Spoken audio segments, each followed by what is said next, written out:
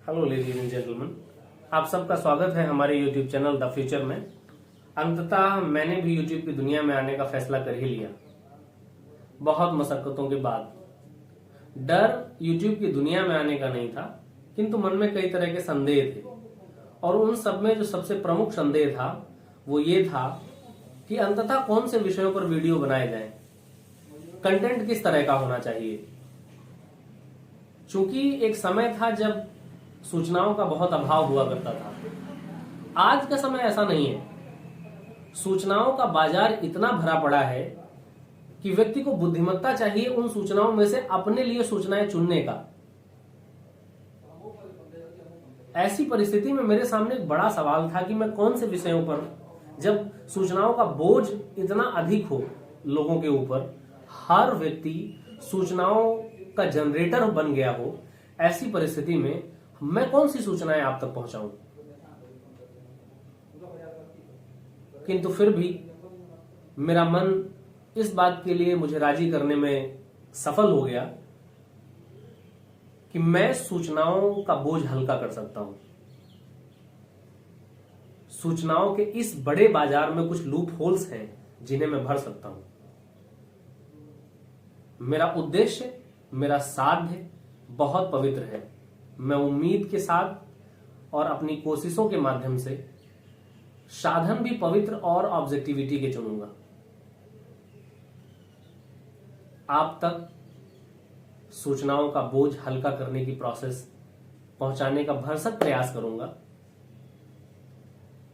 और आज इस प्रयास की शुरुआत के लिए मैंने जिस विषय को चुना है वो विषय अत्यंत रोचक है।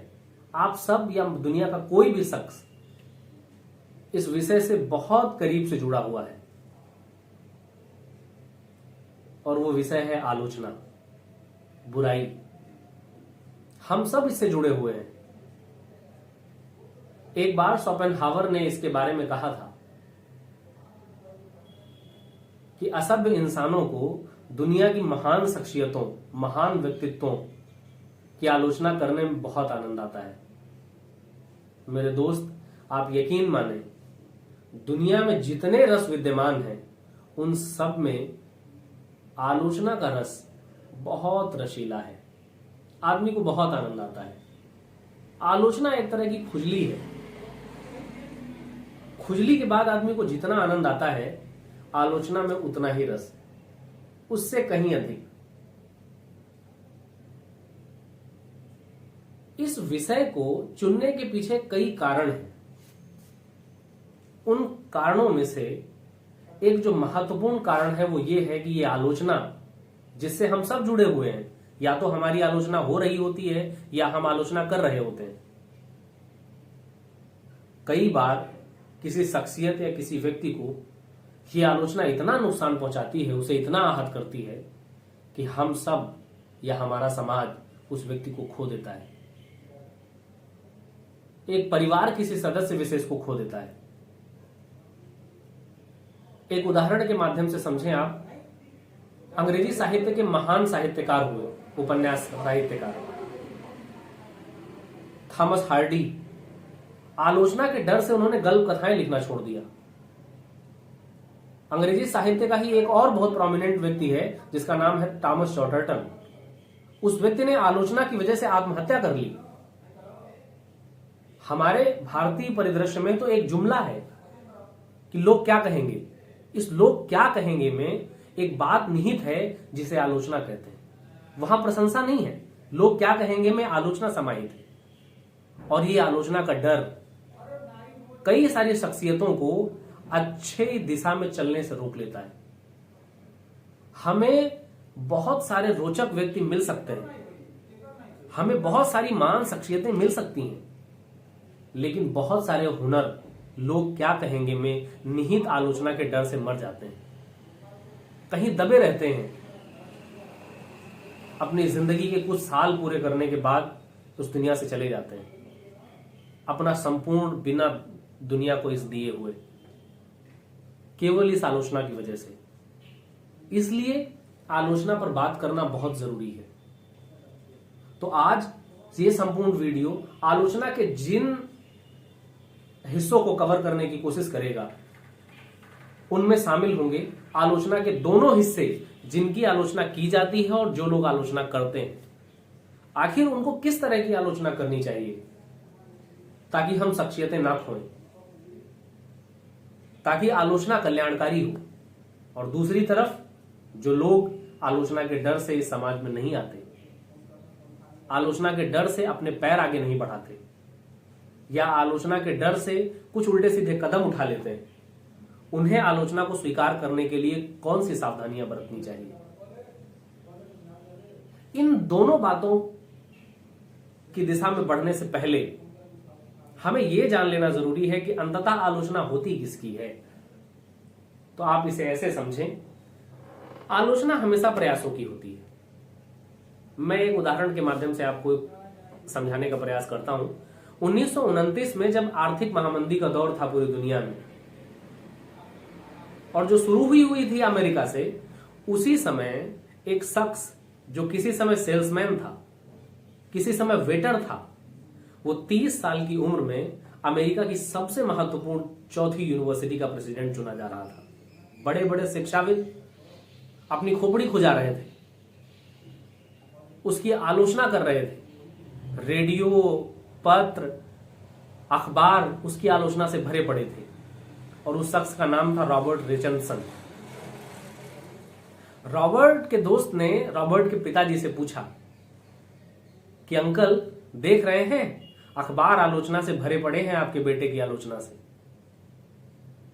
तो उनके पिताजी ने जो जवाब दिया, हमारे पहले प्रश्न का जवाब है कि आलोचना किसकी होती है। तो उन्होंने कहा कि बेटे, ये ध्यान रहे कि कोई व्यक्ति मृत कुत्ते को लात नहीं मारता, हमेशा जीवित कुत्ते को लात मारी जाती है। प्रयास और शख्सियत जितनी ऊंची, आलोचना उतनी मुखर। हिंदी साहित्य में एक काव्य का एक छोटा अंश है कि व्यक्तित्व जितना अधिक समृद्ध और संपन्न होगा, उतना अधिक विरोधाभासों का क्रीड़ा केंद्र होगा। शख्सियत जितनी ऊंची, आलोचना में उतना रस, आलोचना करने वाले को उतना आनंद।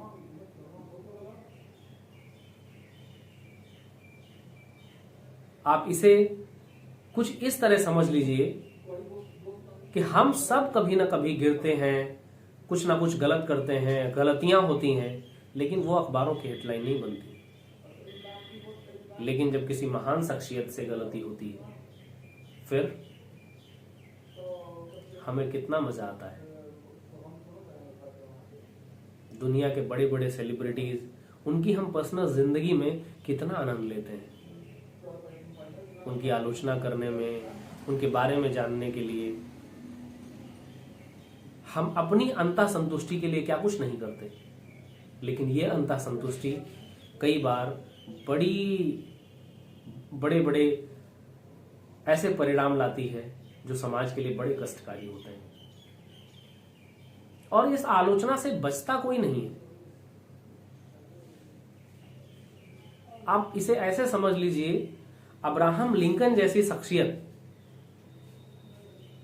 कि जब कोई आलोचना कर रहा था तो वो व्यक्ति इतना आहत हुआ कि तलवार लेकर व्यक्तिगत रूप से लड़ने के लिए मिसिसिपी नदी तक आ गया। ईसा मसीह भी खुद को बचा नहीं सके। उनके दोस्त ने आज के लगभग $19 के लिए 6 बार ये कस्में तक खा ली कि मैं आपको पहचानता तक नहीं। लोकतंत्र की प्रस्तावना लिखने वाले थॉमस जेफरसन जब येल में प्रेसिडेंट का चुनाव लड़ रहे थे तो विपक्ष और अखबारों ने लिखा कि अगर ये शख्स प्रेसिडेंट बन जाएगा तो हमारे समाज की बच्चियां, घर की महिलाएं, बेटियां चरित्रहीन हो जाएंगी, इनका सील भंग हो जाएगा। हम ईश्वर को क्या जवाब देंगे? ये आलोचना हिटलर या मुसोलिनी की आलोचना जैसी लगती है।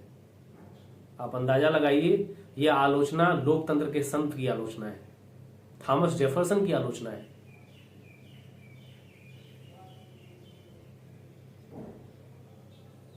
हम आलोचना में क्या नहीं करते। आपको पता है अब्राहम लिंकन की मौत एक व्यक्ति के गोली मारने की वजह से हुई। आपको जानकर बड़ा अचरज होगा कि ये गोली मारने वाला शख्स कोई और नहीं था। एक समय अब्राहम लिंकन ने बड़े मुखर शब्दों में उसकी आलोचना की थी और अंततः उस आलोचना के शिकार हुए। अपने कार्यकाल में एक समय अब्राहम लिंकन ने ही कहा था कि आलोचना ना करें ताकि आपको आलोचना का शिकार ना होना पड़े। मेरे दोस्त, जब आप आलोचना कर रहे हो तो इस बात का बखूबी ख्याल रखें कि आलोचना में सच हो। आलोचना के शब्द इतने कष्टकारी ना हो कि हमारे समाज की किसी शख्सियत को छीन ले।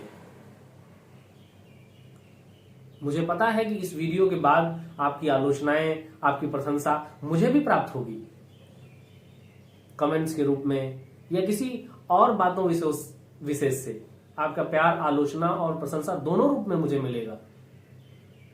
इसलिए मेरी जिम्मेदारी भी बनती है कि मैं आलोचना को स्वीकारूं, आलोचना के माध्यम से खुद में सुधार करने का प्रयास करूं।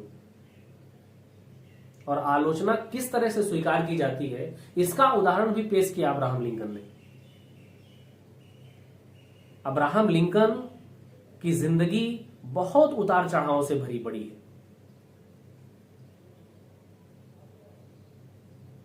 एक बार अब्राहम लिंकन के दोस्त ने पूछा, अखबार, रेडियो, पत्र आलोचना से इतने भरे पड़े रहते हैं, फिर भी तुम इतना शांत कैसे रह लेते हो?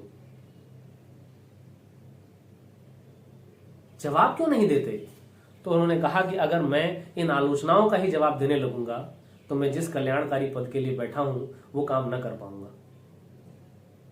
और दूसरी तरफ जो बात उन्होंने आगे कही वो हम सब के लिए एक सूत्र वाक्य है, जो आलोचना करता है और जो या जिसकी आलोचना होती है, इन दोनों पक्षों के लिए। उन्होंने कहा कि अगर अंत में मेरे सारे कार्य, मेरी सारी परियोजनाएं और प्रयास सही साबित होते हैं, आलोचना कितनी भी मुखर क्यों ना हो वो गलत साबित होगी। और दूसरी तरफ मैं प्रयास कितने भी अच्छे कर लूं, मेरी योजनाएं कितनी भी शानदार क्यों ना हो, अगर अंत में सब कुछ गलत साबित होता है तो मुझे कोई फरिश्ता भी बचा ना सकेगा। इसलिए अंत भला तो सब भला, हमारे यहां कहा जाता है ना। इसलिए मेरे दोस्त, जब आप प्रयास कर रहे हो तो आप कोशिश करें कि आपकी साधन और साध्य दोनों पवित्र हो, जैसा कि महात्मा गांधी ने कहा है। अगर अंत अच्छा होगा तो आलोचना कितनी भी प्रगाढ़ क्यों ना हो वो कोई असर न कर सकेगी। दूसरी तरफ आपने प्रयास किए हैं और अगर वो गलत साबित होते हैं तो आलोचना खोद खोद कर निकाली जाएगी और वो सारे लोग सच हो जाएंगे। इन्हीं अब्राहम लिंकन की आलोचना के कुछ कथनों को थियोडोर रूजवेल्ट ने अपने शासन के दौरान कुछ दीवारों पर लिखा था। जब उनकी आलोचना होती थी तो वो हमेशा उनको पढ़ते थे जिन कथन को लेकर उन्होंने लिखा था कि अगर अब्राहम लिंकन इस समय होते तो वो क्या करते। तो आज की बात हम यहीं खत्म करते हैं और इस संपूर्ण बातों का जो सार है वो इसी बात में निहित है कि अंत भला तो सब भला। इसलिए इस बात पर पूर्ण ध्यान केंद्रित करें कि हम आलोचना के डर से डरे नहीं, आए, अपना प्रयास करें। आलोचना होगी, आलोचना को स्वीकारें और आगे बढ़ें। Thank you so much.